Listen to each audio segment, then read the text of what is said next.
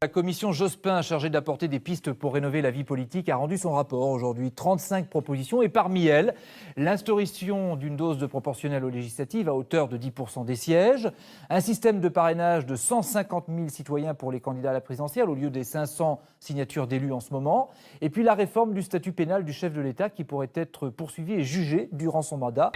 Oh la vache, j'ai lu le rapport, on est mort, hein. T'inquiète pas, c'est pas rétroactif.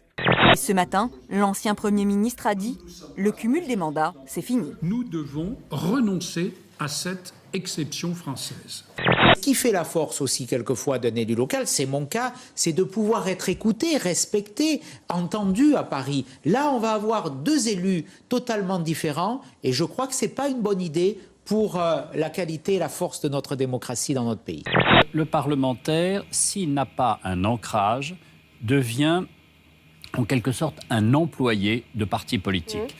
Le député qui n'est pas élu local est pieds et poings liés par le parti politique qui le fonctionnarise en quelque sorte. Je trouve que c'est un argument très fort. Il dit qu'il ne vous a jamais entendu parler que depuis hier. Ah, il dit ça, Dominique? Oui, il dit ça ce matin dans Libération. Écoutez, j'ai du mal à comprendre Dominique Rousseau parce qu'il y avait une chose qui faisait un petit peu sourire dans la commission, c'est que immédiatement après Lionel Jospin, c'est toujours moi qui prenais la parole dans la commission. Vous avez là quelqu'un qui travaille dans les médias, quelqu'un qui a créé la présidentialisation, un ancien directeur de cabinet en 1959, et c'est ça la nouveauté? Vous plaisantez, non? Vous êtes urologue et député, mais pas en même temps. Oh, bah, ça m'arrive quelquefois de mélanger les genres. Il y a des députés qui sont malades, des politiques qui sont malades. Il y a Faites des touchés recto à l'Assemblée nationale. Dans le coin, en haut à gauche. Alors Jean-Luc, ma question est simple. Plutôt que de donner l'impression détestable de souhaiter l'échec de la gauche pour incarner une hypothétique alternative, est-ce que tu peux une fois seulement, t'enthousiasmer ou au moins défendre une mesure du gouvernement de Jean-Marc Ayrault qui trouverait grâce à tes yeux? J'ai 2 médecins en plateau aujourd'hui, vous avez un truc à m'annoncer, non? C'est sur la prostate, c'est sur Bernard. D'accord. Et alors, toi, c'est plutôt... C'est les 2 doigts dans le nez, moi. Les doigts dans le nez, mais pas les mêmes. Moi, j'accepte tout. Mes critiques portent sur le fond.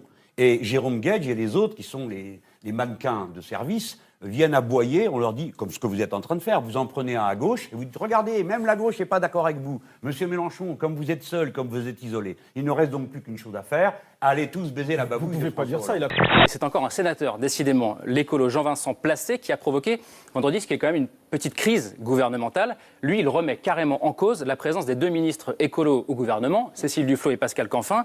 Il profite de notre faiblesse dans les sondages pour nous mettre le couteau sous la gorge, me confiait cette semaine, hors de lui, un ténor socialiste. François Hollande a dit qu'un départ était possible des Verts. Un conseiller du chef de l'État va un peu plus loin que François Hollande. Un départ est même souhaitable, selon lui, mais sans nous, les Verts ne sont rien et on leur fera payer au municipal. Voilà ce qu'il disait un peu cette semaine. Le clairon qui a sonné la fin des combats le 11 novembre 1918 à 11h sonne cette année en hommage à tous les morts pour la France. Pour le ravivage de la flamme du tombeau du soldat inconnu aux côtés du président, les enfants des majors Estin et Bouzet, tués en Afghanistan en janvier et en août de cette année. Nouvelle flambée de violence à la frontière entre Israël et la bande de Gaza. 3 Palestiniens ont été tués et 25 autres blessés samedi par des tirs israéliens. Il s'agit du bilan le plus lourd depuis plusieurs mois dans le territoire contrôlé par le Hamas. D'abord, il y a l'odeur, ça sent la pisse très fort. Ça sent aussi l'ordure. Et puis tous ces crachats, ça me dégoûte. Sur le chemin, un homme l'entend et l'interpelle. Et toi, t'as pas intérêt à venir te faire interviewer ici. Reste pas là, reste pas dans le coin, tu vas avoir des problèmes. La journée d'hier a été l'une des plus violentes pour Tsahal depuis 2009. 4 soldats blessés par des terroristes, explique l'armée. L'État hébreu affiche sa fermeté. Après le Conseil des ministres de ce matin, Benyamin Netanyahou déclare que le monde doit comprendre qu'Israël ne restera pas sans rien faire face aux tentatives de nous attaquer. Nous sommes prêts à l'escalade. La menace d'une opération semblable à plomb durci menée sur la bande de Gaza début 2009 pèse à nouveau sur la région. L'offensive avait fait plus de 1400 morts, pour la plupart des civils. Il est temps d'en venir à la phase d'expulsion. L'expulsion, c'est comme ça qu'on s'y prend quand quelqu'un entre chez vous par effraction. On ne dit pas il est gentil, il sort ou il sort pas. On lui met un coup de pied au derrière et on le vire. Si je ne fais pas cela, des milliers d'autres vont arriver. C'est une question de survie. Ils ne veulent pas de noirs ici. Qu'est-ce que je peux faire? Je dois rentrer. Pour nous, ça suffit. Ça suffit. Vous êtes ici depuis combien de temps? 5 ans et demi. Devant l'aéroport, quelques membres d'associations de défense des droits de l'homme suivent les derniers pas de ces immigrés dans le pays. Sur leur pancarte, c'est une honte pour Israël.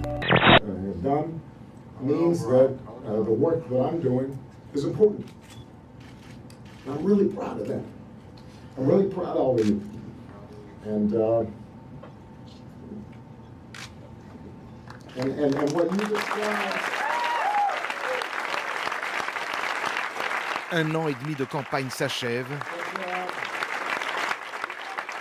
Un an et demi de pression qui retombe. Barack Obama était le moins pire des deux, on nous l'a assez expliqué, mais les États-Unis d'Amérique, c'est une élection où l'argent commande tout. Il faut 1 milliard pour être président des États-Unis. Mais il veut taxer les riches, malgré tout. Oui, il veut toutes sortes de choses. Il voulait fermer le bagne odieux, le centre de torture de Guantanamo, il ne l'a toujours pas fermé. Les prisons secrètes de la CIA existent toujours en Europe. 3 jours après la réélection de Barack Obama, le patron de la CIA lui présente sa démission. En guise d'explication, le général 4 étoiles David Petraeus a affirmé avoir une relation extra-conjugale. Il juge sa propre conduite inacceptable, à la fois comme mari et comme dirigeant d'une organisation. La BBC n'en finit pas avec ces scandales. Son directeur général, George Entwistle, a annoncé sa démission hier soir. Et ce, après la diffusion d'une enquête accusant à tort de pédophilie un ancien responsable politique conservateur. À la lumière du fait que le directeur général est aussi le rédacteur en chef et en fin de compte le responsable de tous les contenus, et à la lumière des critères journalistiques inacceptables de l'émission Newsnight, diffusée le vendredi 2 novembre, j'ai décidé que la chose honorable à faire est de démissionner du poste de directeur général, a déclaré George Entwistle. Destruction de l'une des dernières centrales électriques en France, celle d'Albi. Elle avait été mise en service en 1969 et était alimentée grâce au charbon des mines voisines. Aujourd'hui, il y avait beaucoup de monde pour assister à l'implosion et parmi les spectateurs d'anciens mineurs de la région qui ne cachaient pas leur émotion.